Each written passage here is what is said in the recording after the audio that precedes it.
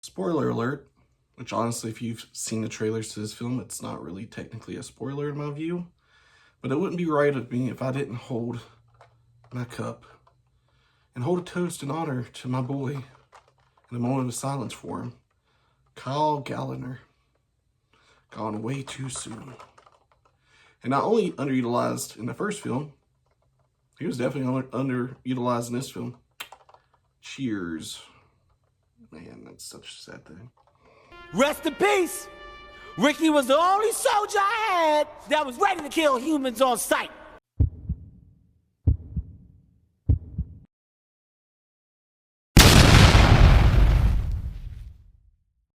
So, Smile 2 is the second film in the Smile franchise, seeing the return of Parker Finn, who wrote and directed both Smile and now Smile 2. Seeing an increase in the budget going from $17 million to $28 million with this second film, and getting a leading star in Naomi Scott, taking the lead as Sky Riley, who is a pop star who is recovering from a terrible car accident that leads her into recovering from substance abuse, who finds herself being passed on Smile entity later in life. Haunted by her past, Sky is in a race of time to figure out a way to break this curse. As we are aware of the first film, the second film kind of goes the same route. However, they go a little bit bigger and beyond.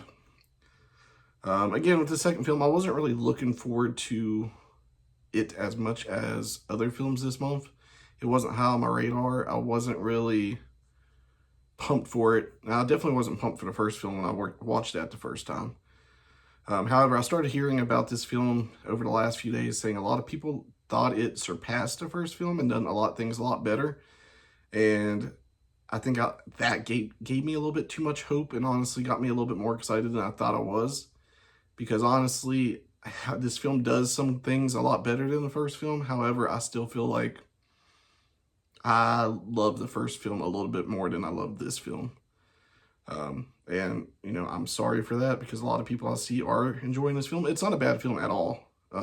However, I still feel like I prefer the first one over this one. And let's get into it. Now, you know, like I said, don't get me wrong, this film isn't bad. Parker does a lot of creative things in this film, as he did with the first one. And as I said in my review of the first one a few days ago, that was his first time directing. This is his second time, and as you get more experience under your belt, it's going to get better. I truly enjoyed the direction ideas he threw into this film. So don't get me wrong when I'm saying some of my negative stuff with this, as I am going to have a little bit more negative to say about this film than I did the first film.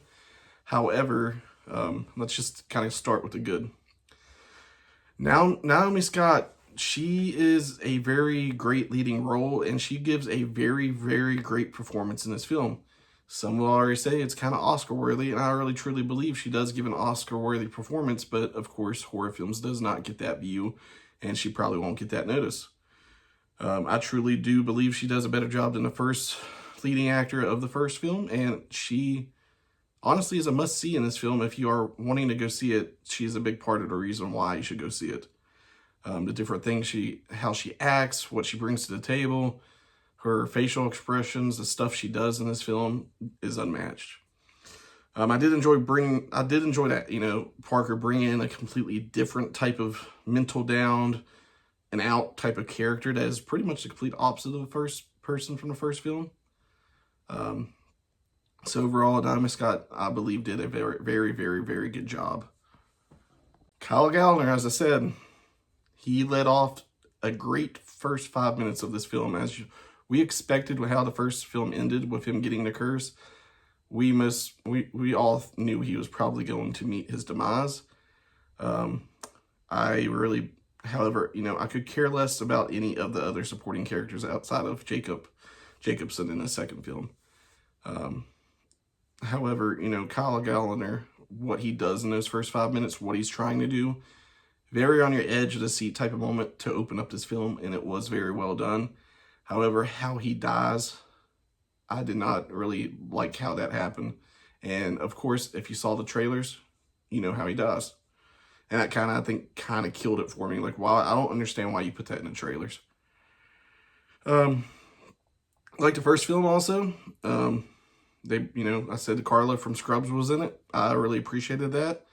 This film brings back a character, like I just said, Peter Jacobson, He was in another show I enjoyed when I was younger, and that was House.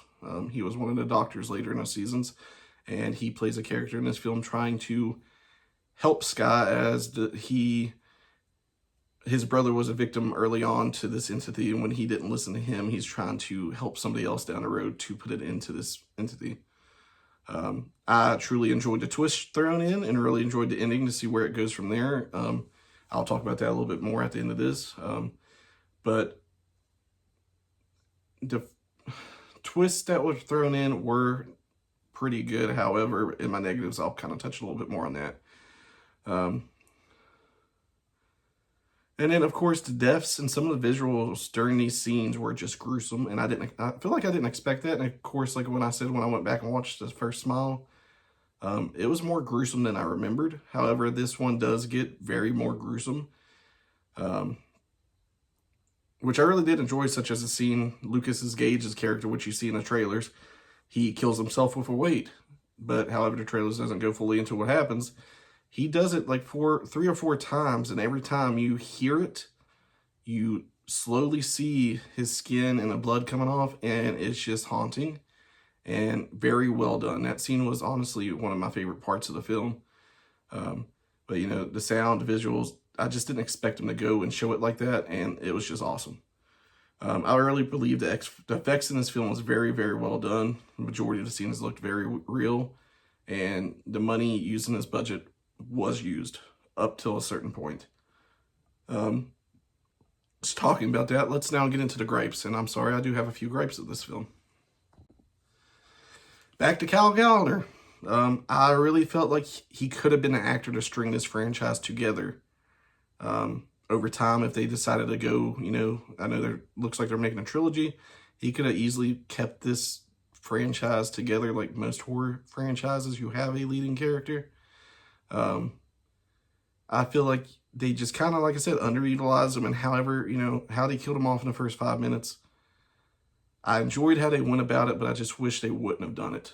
I wish they would have just used a random character to do that shit, and they would have saved Kyle just to be somewhat of a person that just tried to help these victims out if he would have somehow figured out how to get rid of it from him.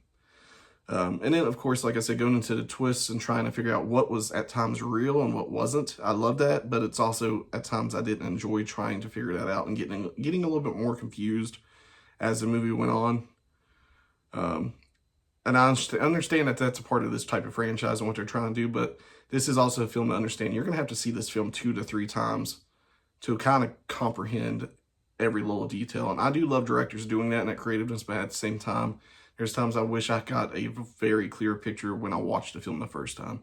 And that might be me just being stupid and not very observant. Sometimes I'm not.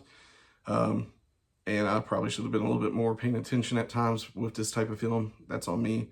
However, I still just feel like they went a little bit crazy with the reality bending, trying to, like I said, figuring out what Sky is going through, what's real, what's not real. And it was pretty much the last 45 minutes of the film. It just lasted too long. Whereas in the first film, it was just pieces here and there. And it didn't keep you in that unreality moments at times. This one, I feel like just gives you a little bit more questions at times.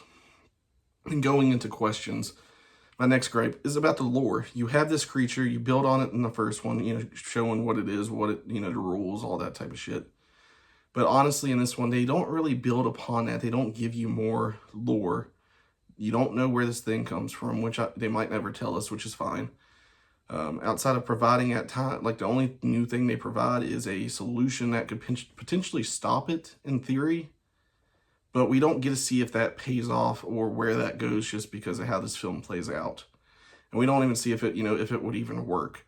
You know, which I get to an extent because if it does work, then I guess this franchise is done and the monster's done. But like I said, I just want you to build a little bit more and build on that interesting concept that you have and just continue to build on this creative entity that you've already established and gave a good visual look.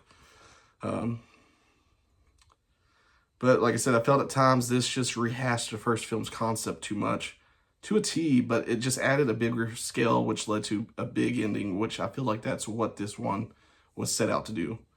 It was rehashing to an extent, but also giving you a character where it could get to what it wanted to do at the end, which was, I feel like, the bigger picture and a bigger idea of this film. And I just feel like the story along the way kind of got thrown to the side just to make sure we could get to that point. I feel like at sometimes this film feels like a filler episode in a sense. And it's getting to, and I feel like the third one, hopefully this one kind of pays that off in a sense. If once you see it, you'll understand. And then lastly, in a sense, the effects and CGI, like I said, was amazing throughout this film. Don't get me wrong.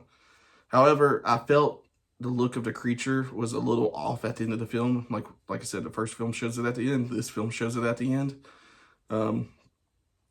Like what it does when it comes to show you what it looks like is very gruesome and gnarly. But after that part, it's just standing there looking like it was kind of off and the CGI was off at times. And that's like just a little nitpick that I kind of noticed. But honestly, I'm going to give this film a 7.5 out of 10. A little bit lower than what I gave the first one, as I gave the first one an 8 out of 10. I feel like that could change, honestly, however, if I watch this film maybe a couple more times. But I just truly feel like I think the first film just does a few things better, and this one just tries to rehash things at times while providing bigger creative moments, which I love. Like, there's a scene in this film where it's a jump scare, but she's like laying and talking to her best friend, and out of nowhere, you know, Smile thing starts smiling on her friend, and she hears a car wreck or a car light or horn or something, and the head turns into like a headlight. So the inner parts of the skull is just lit up, and you see skull, you see the skin, you see the veins, and that part was it stuck out to me. It was a very creative scene. So things like that, I appreciated. Same thing with Lucas's character's death with the weight. Very gruesome. Seeing his face after it and what they did, awesome.